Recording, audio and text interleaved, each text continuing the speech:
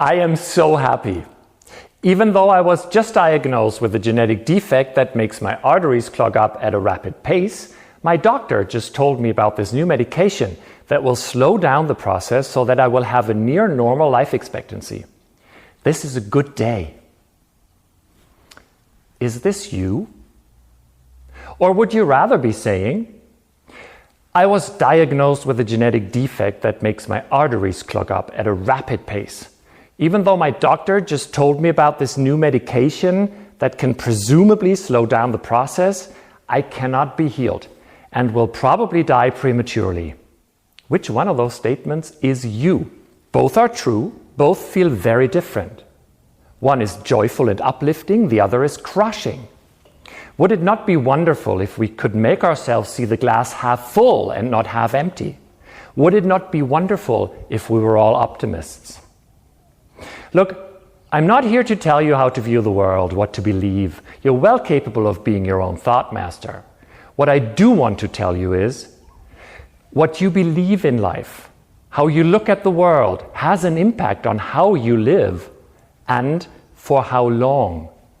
And that you can in fact do something to change your beliefs to live a healthier, longer and happier life. So let's begin.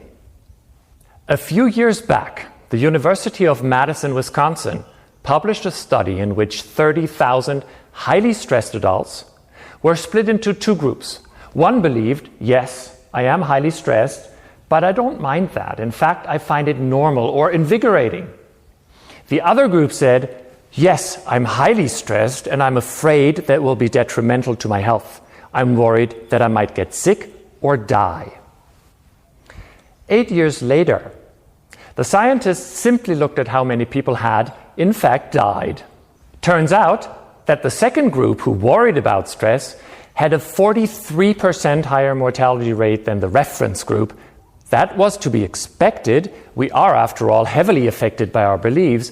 But what was absolutely surprising was that the first group that did not mind the stress they undoubtedly had an increase in mortality of 0%. So there was no difference in mortality from control groups that had no stress at all. The authors of the study suggest, therefore, that it is not stress that kills us, but the fear of it. You could say a pessimistic view is 43% more likely to kill you than an optimistic one.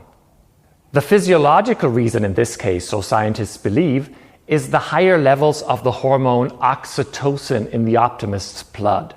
Oxytocin relaxes the cardiovascular system. It prevents the blood vessels from contracting. So even if you do have blood clots and plaques, you're significantly less likely to have a heart attack or a stroke. Optimism does seem to pay off. So let's try and understand it a little better. Optimism is associated with the left hemisphere of the brain, as successes in motoric processes, left brain, form a sense of, yes, I can, let's do it.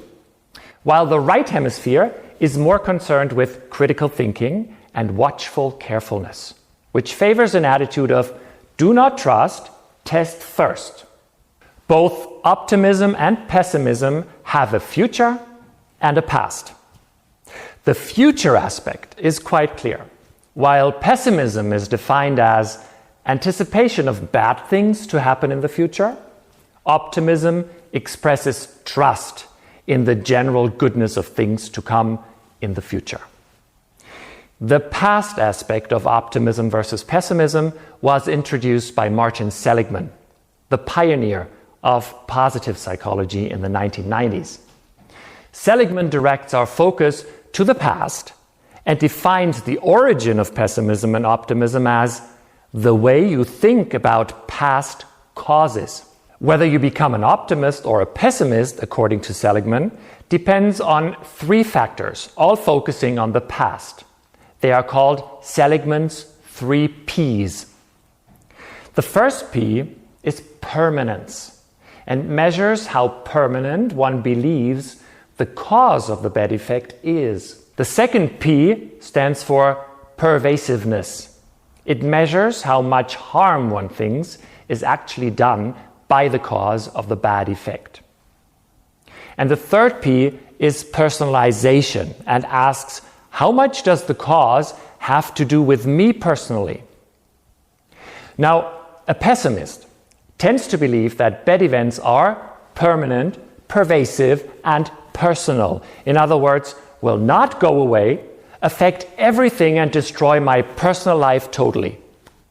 While good events are temporary, isolated, and external. In other words, are fleeting, will never happen again, and cannot be influenced or repeated by me at all.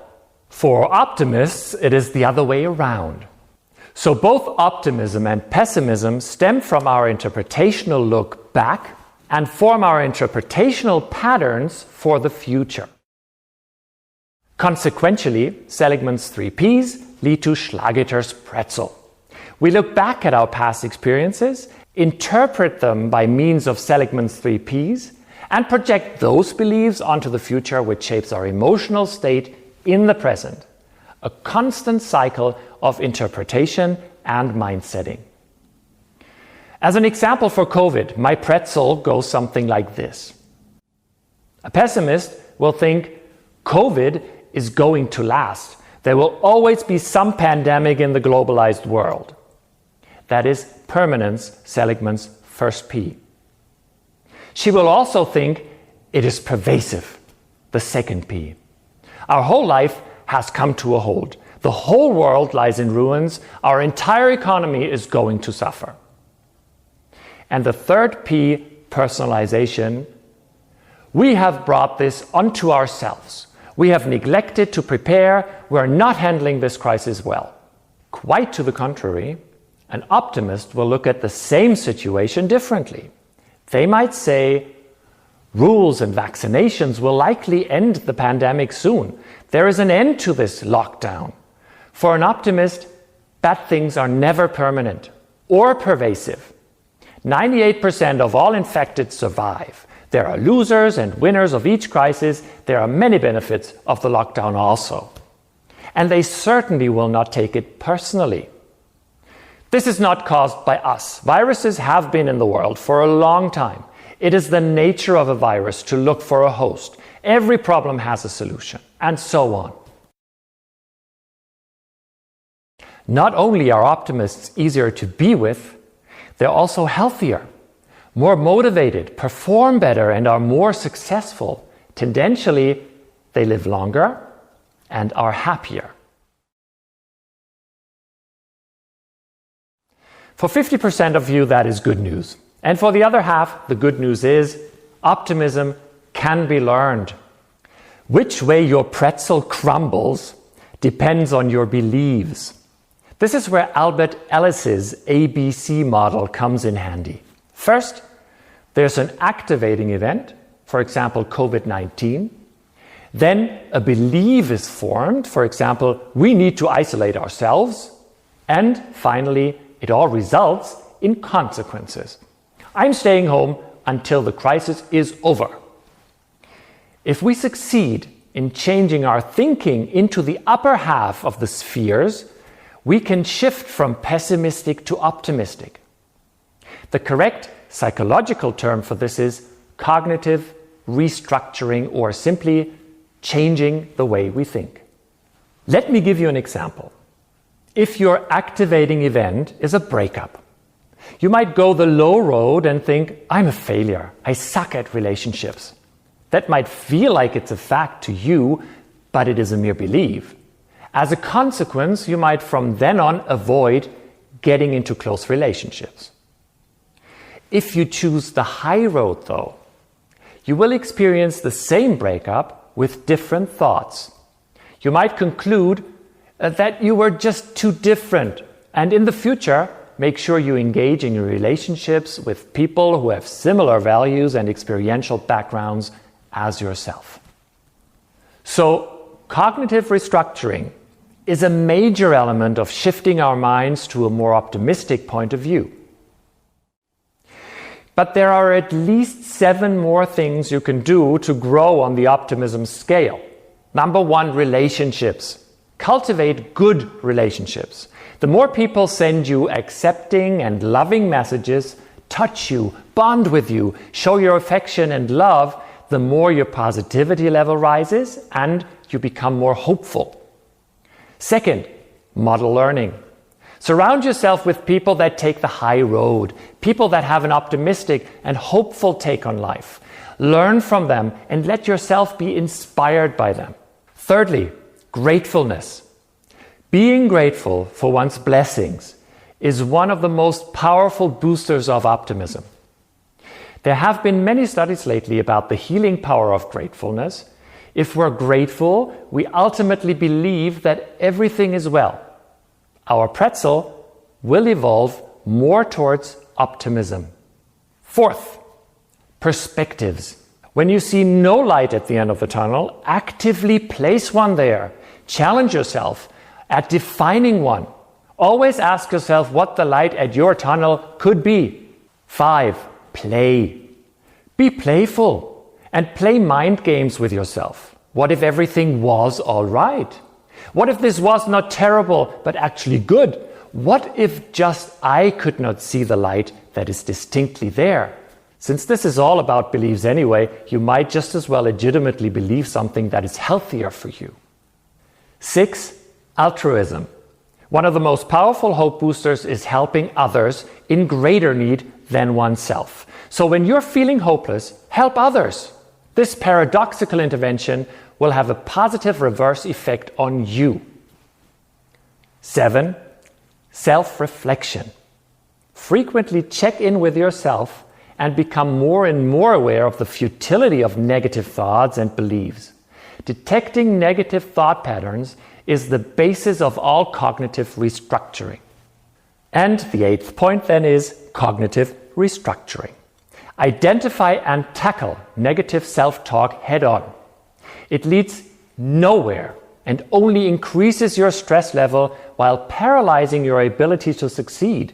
And for those of you in a leadership position of any sort, be it in a company, an institution, a club, or a family, you are responsible for helping others to see a brighter future. You have to listen. You have to understand, motivate, and inspire. So these 5 points might prove helpful for you as leaders. Adopt an as-if approach. Do not waste your time analyzing chances, but communicate as if everything will be well. Self-fulfilling prophecy also works the opposite way. Soothe those in fear. Oftentimes, all we need to hear is a wholehearted, "Don't worry, it will work out. You will be fine. All things will be well." So as a leader, never feel too adult to soothe adults. Be a model, especially in light of a crisis. Speak with hope, act calmly and with conviction. Challenge well, allow people to experience their strengths. Offer them tasks that are difficult yet individualized and feasible. Only in mastering challenging tasks can we realize how strong we actually are. Our hope for a brighter future will grow. Encourage often. Give positive only feedback. Use positive only reinforcement. Mirror strengths and capabilities. All those will make the people around you stronger and more hopeful. And who knows, if you do it well, you might end up being the least optimistic among them all. So do not hog your optimism. Grow it and then share it whenever you can.